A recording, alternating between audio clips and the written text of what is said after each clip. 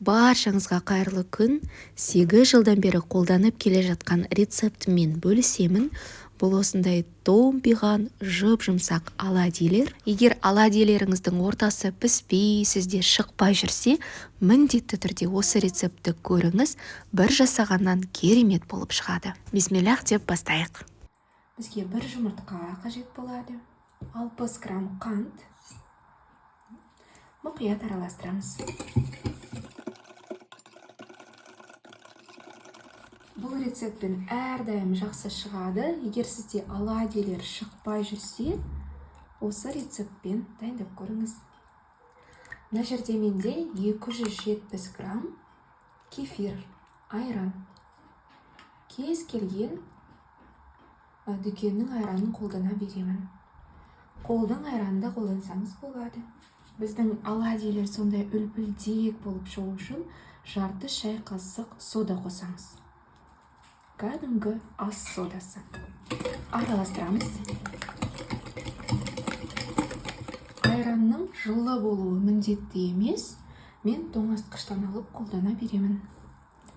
200 грамм електен өткізілген ұн қосамыз. Қараңыздар, көпіршіктер пайда бола бастады, яғни біздің содамыз бен айран реакцияға түсе бастады. Жалпы айранның қоюлығына байланысты, ұныңызға байланысты болмаса қоюлау болуы мүмкін, немесе сұйықтау болуы мүмкін. Консистенциясы осындай болып шықты. Жалпы қоюрақ болған сайын сіздің оладьи пышный болады.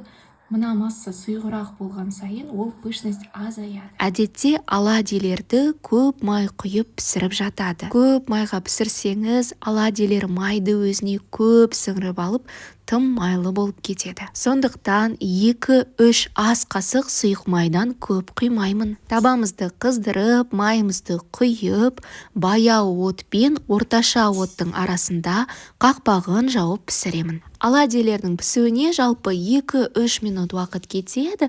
Қызарған соң осылай аударамыз. Шпательмен аударған маған өте ыңғайлы. Силиконды күрекшемен де аударсаңыз болады. Осылай бір бөлігін пісіргеннен кейін май азайып қалады.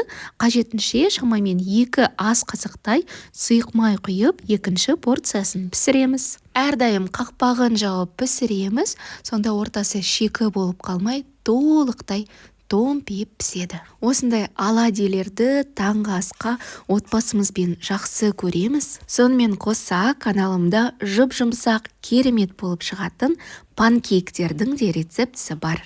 Құрметті менің алтындай көрермендерім, видео ұнаса, пайдалы болса, менің қазақша каналымды қолдап, кез келген пікір қалдырып, міндетті түрде лайк басуыңызды сұраймын. Рецепт ұнайды деген үміттемін. Жаңа видеоларда жүздескенше.